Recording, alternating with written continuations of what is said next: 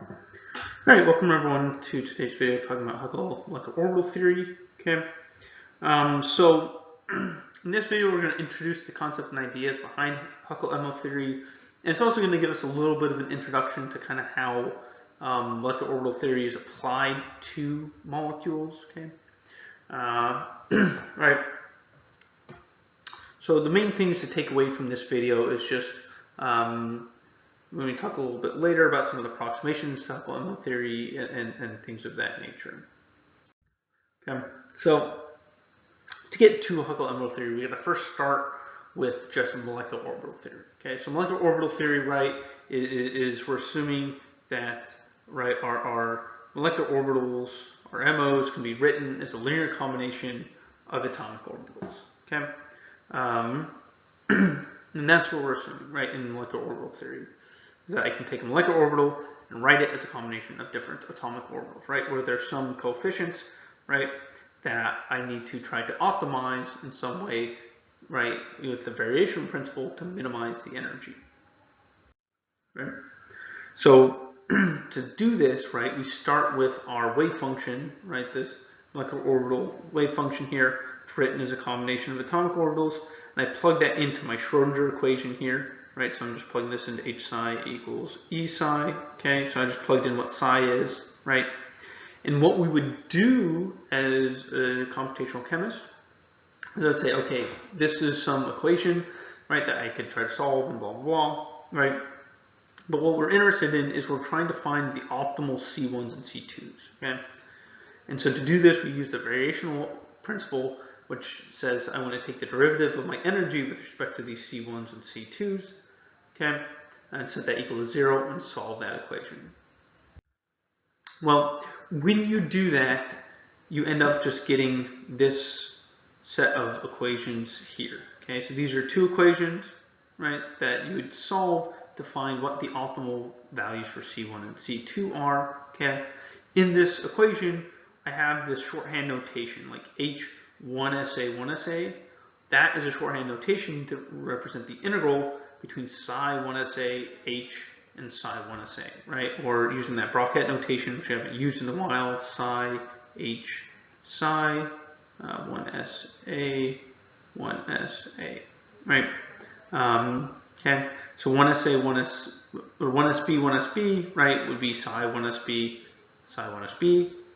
H1SA 1SB is, again, psi 1SA, H psi 1SB, and then S psi 1SA 1SB is just the overlap integral. That's just integral of psi 1SA star with psi 1SB, okay? And all of these integrals just come out to be a number, okay? So each one of these things, okay, here are all just some number, right? And so in some computational program, what it does is it does those integrals, right? It computes those integrals, right, and solves for those numbers, right, and then uses those numbers in the sets of equations up above. I have two equations and two unknowns, right? My unknowns are C1 and C2, right? I solve for the H's and S's, plug those in, okay, and I find the optimal values of C1 and C2, right, by solving these equations, okay? So that's how computational chemistry works, right? Is it uses this variation principle combined with molecular orbital theory to basically derive a set of equations with a set of unknowns, and I got to solve for those unknowns in those equations. Okay. So there's another way we can write these set of equations with unknowns, okay, right? And you can do it using kind of linear algebra and sort of a matrix vector representation. If you've never done like matrix vector math, do not worry about it. We will not be requiring you to do that in this class, okay?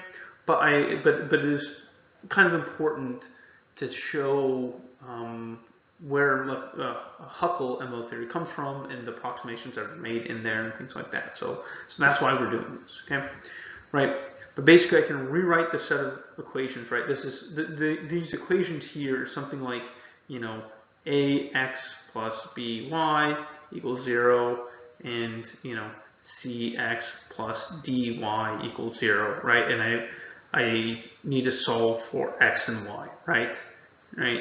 And so I can rewrite this equation here in this form, right? That I can write it as a matrix that has H, 1SA, 1SA, 1SA, 1SB, 1SA, 1SB, 1SB, 1SB, blah, blah, blah, blah, right? And this we refer to as our Hamiltonian matrix. Hamiltonian, right, matrix, right? And this is referred to as the overlap matrix, right?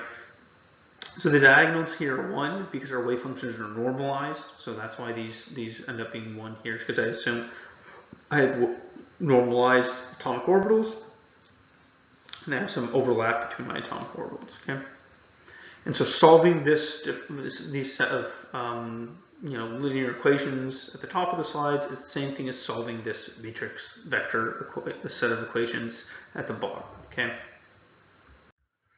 so again, we don't need to know how to do this stuff, okay?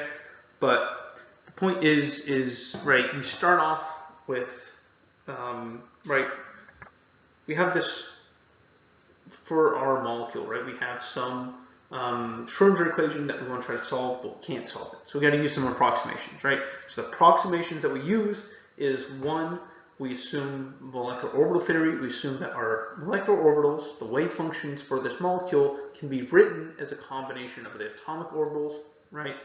This psi MO is some linear combination of our atomic orbitals, okay? Right?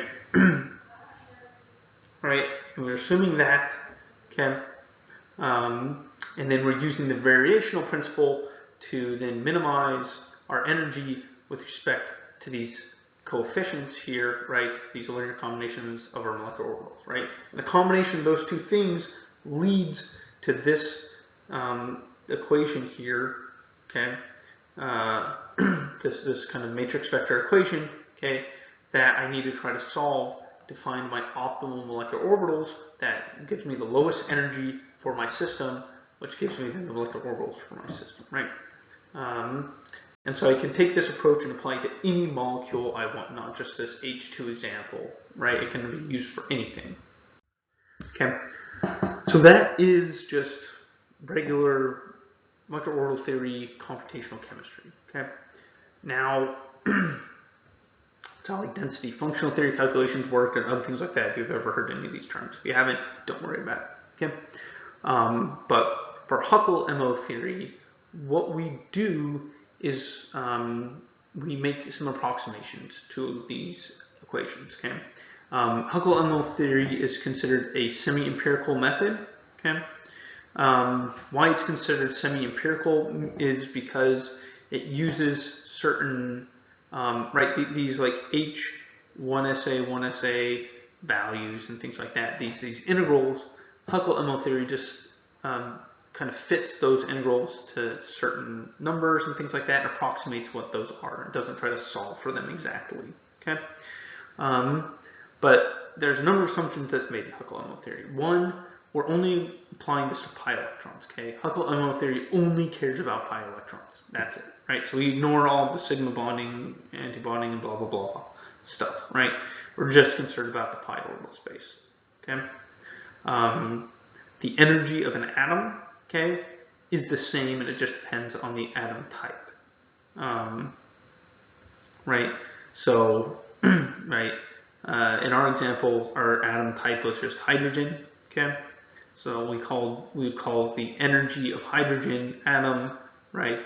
The energy of the hydrogen atom is just called alpha. It's just some number that we fit to experiment later and things like that. We won't worry about that, but we just call it some alpha. We assume all atoms have the same energy, no matter what they're bonded to, okay? And then we're going to assume that only atoms interact with their nearest neighbor, okay? Right? And if I have like a carbon-carbon interaction, that's the same as all other carbon-carbon interactions, okay? And then basically we're going to approximate that the overlap between different atomic orbitals is just 0. It just simplifies the math a lot if you do that, okay? So we're assuming that our different atomic orbitals have no overlap with each other, okay? So these are the sets of approximations that are used in Huckle-MO theory. So what does this do, right, to our equation, right? So this is, in our example here, original Schrodinger equation, okay? If we assume we're applying this to pi electrons, right, and we write this in terms of Huckle-MO theory, right, first what we do is we say, right, these overlap integrals are just equal to 0, right? So this is just equal to 0, right? Here, right, I just get zeros, okay? The next thing, right, that we can do is, right, I say, okay, well, atom A and atom B are like the same atom, right? Both hydrogens, so it's the same thing. And I'm going to call those integrals, just call them alpha, okay? And then the off diagonal, like this interaction between atom A and atom B, when I say one is B, I'm just going to call beta, okay? Right? So, and so my matrix equation then just simplifies down to this equation down here, right? Where then all I need to do now is I just need to solve, right, for this equation here. I just got to solve alpha, beta, alpha, right? This matrix equation, okay?